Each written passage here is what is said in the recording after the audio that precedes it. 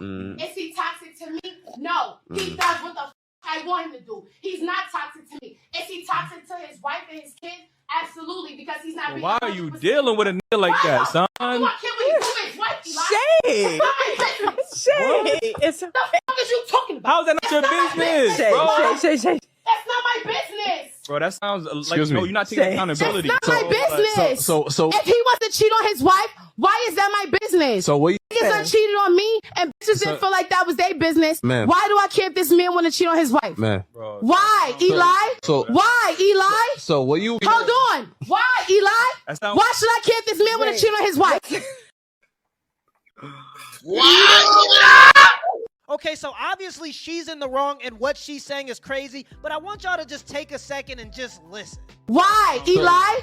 Why, Eli? So what you Hold on. Why, Eli? Now imagine you just spent 8 hours at a stressful job and then another hour trying to maneuver through traffic. You finally open your door to your $1,600 two-bedroom apartment, and this is the first thing you hear. Take that, son. Shade. Shade. And this is the reason why combative women can never get high caliber men and have a hard time maintaining average men. The only men that would put up with this stuff long term are men that don't have options. Most men just want peace. When we come home, we want it to smell like a warm meal and we want it to sound like silence. Then listen, can I borrow some hair and fix the rest of my beard, please? Can I take this? Because it's a lot. It's a lot, okay? It's a lot. And you, to be honest, you really need to cut that shit. I'ma just be real. I really would appreciate if you cut that shit off, because what make you think you could just walk around like that? And what make you think you can live off me and you 30? Bro. You really need to sign a lease. You really need to buy a car that don't cut off after 2 minutes. You really need to get your money up and not your funny up. You really need to pay your phone bill. Okay, but we'll see. We're gonna be all right.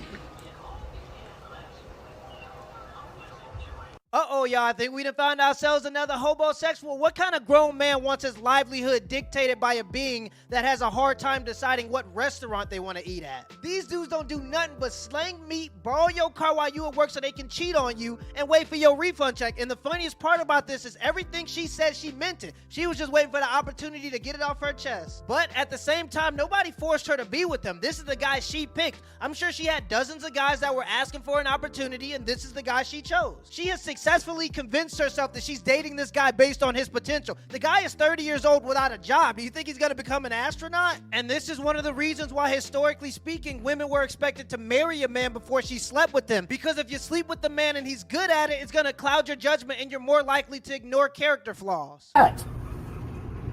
Happy early birthday. What the fuck is that? Happy early birthday.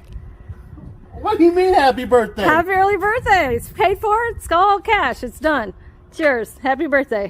No fucking way. Yeah, fucking way. Happy birthday. Happy birthday. I can't even. There's a second surprise. I see it. Oh, no, right there, yeah. He's got the keys. Hi. What the f? I can't even. Darren delivered it to me today.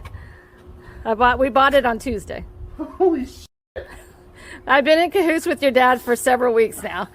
I had to hide the text messages because he and I met up there so he could test drive it and be with me. And that's a woman you want on your team if you're a man. And I know this sounds a little strange for most women because anytime y'all need a little pick-me-up, y'all can just go on social media and post a picture and everybody's going to tell you you're amazing. But for the vast majority of men, society sees us as disposable. Men can go months without a single compliment and years without a single person ever telling them that they appreciate them for the sacrifices that they make. If you're a woman and you're a 3, 4, or 5, there will always be a man that is willing. At the very least, you can get some male validation, some female validation, and some sex. There are millions of men in this country that go to work every single day. They're 5'2", they're balding. Nobody ever tells them they're special. Nobody ever encourages them. Nobody ever appreciates them for their sacrifices. What I'm basically trying to say is for the vast majority of men, the world is colder than women will ever be able to understand. Most men go so much of their lives unappreciated that when they find a person that truly appreciates them, they will literally sacrifice their lives to protect that person. Men are the easiest thing in the entire world. If you are wondering how you and another woman got the same man, it is because men are the easiest thing in the entire world. I have never wanted a man and not gotten him. Do you have any idea how many men have wanted me and not gotten me? Granted, some dusties have caught me slipping. But there has never been a single man that I have wanted that I have not gotten, because men, they are cheap and easy. If men are so cheap and easy and you can have any man that you want, then why aren't you married? Is anybody ever going to tell her that just because a man wants to sleep with you does not mean a man wants to commit to you? And that's how you can tell her value systems are all messed up. The same thing happens to women that get addicted to attention. They think that all attention is good attention. If she's been with all of these men like she says she has, then why haven't we seen her with any of them?